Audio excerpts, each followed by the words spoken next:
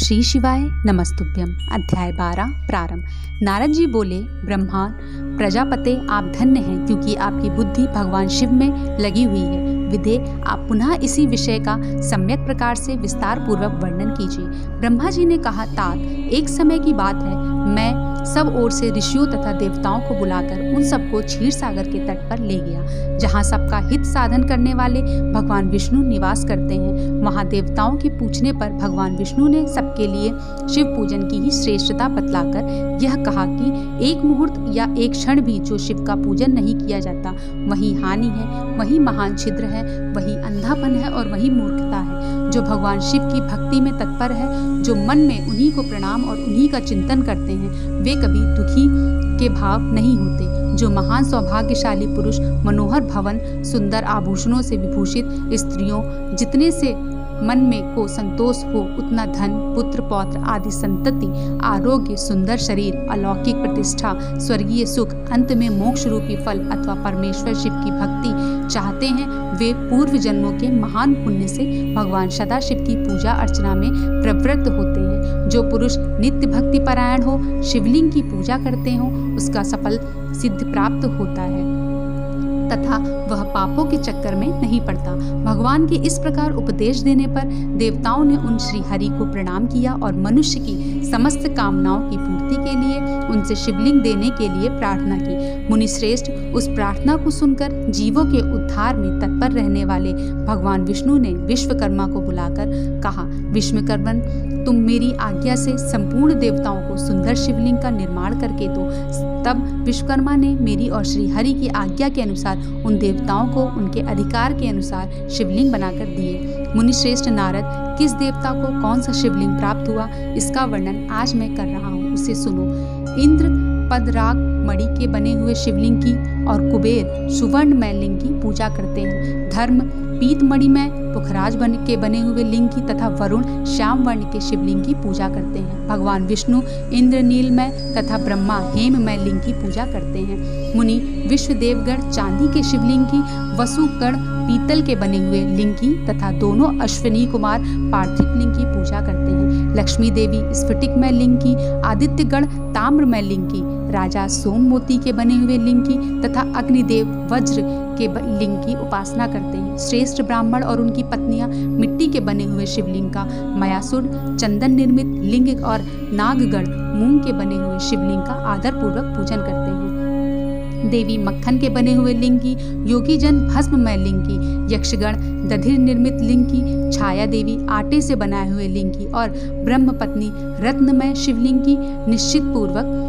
पूजा करती हैं। बाणसुर पाड़ासुर पारद या पार्थिव लिंग की पूजा करते हैं। दूसरे लोग भी ऐसा ही करते हैं। ऐसे ऐसे शिवलिंग बनाकर विश्वकर्मा ने विभिन्न लोगों को दिए। तब वे सब देवता और ऋषि उन लिंगों की पूजा करते हैं। भगवान विष्णु ने इस तरह देवताओं को उनके हित की कामना से शिवलिंग देकर उनसे तथा मुझे ब्रह्मा से पिनाक पाणी महादेव की पूजन विधि भी बताई। पूजन विधि संबंधी उनके वचनों को सुनकर देव शिरोमणि यो सहित मैं ब्रह्मा हृदय में हर्ष लिए अपने धाम में आ गया।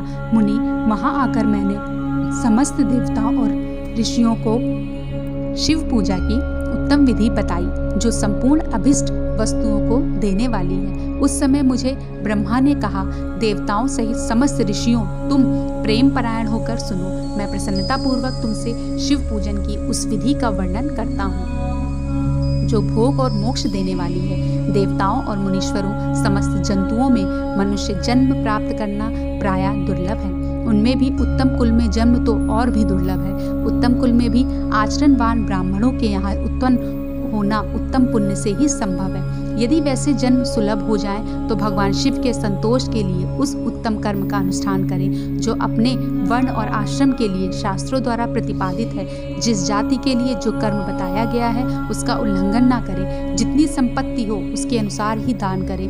कर्म में सहस्त्रों यज्ञों से तपो यज्ञ बढ़कर है। सहस्त्र तपो यज्ञों से जप यज्ञ का महत्व अधिक है।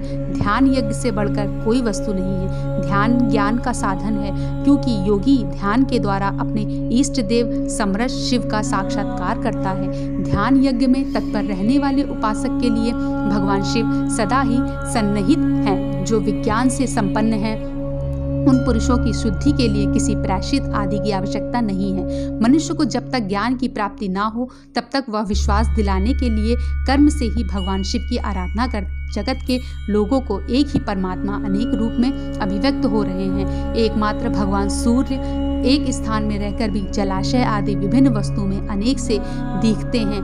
देवताओं, संसार में जो जो सत या असत वस्तु देखी या सुनी जाती है वह सब परम ब्रह्मा शिव रूप ही है, ऐसा समझो। जब तक तत्व ज्ञान ना हो जाए तब तक प्रतिमा की पूजा आवश्यक है। ज्ञान के अभाव में भी जो प्रतिमा पूजा की अवहेलना करता है उसका पतन निश्चित है। इसलिए ब्राह्मणों, यह यथार्थ बात सुनो। अपनी जाति के लिए जो कर्म बताया गया है उसका प्रयत्न पूर्वक पालन करना चाहिए। जहाँ जहाँ यथावत भक्ति हो उस आराध्य देव का पूजन आदि अवश्य करना चाहिए, क्योंकि पूजन और दान आदि के बिना पातक दूर नहीं होते। जैसे मैले कपड़े में रंग बहुत अच्छी नहीं चढ़ता, किंतु जब उसको धोकर स्वच्छ कर लिया जाए तब उस पर सब रंग अच्छे तरह चढ़ते हैं। उसी प्रकार देवताओं की भलीभांति पूजा से जब त्रिविध शरीर पूर्णतया निर्मल हो जाता है तभी उस पर ज्ञान का रंग चढ़ता है और तभी विज्ञान का प्राकट्य होता है। जब विज्ञान हो जाता है तब भेदभाव की निवृत्ति हो जाती है।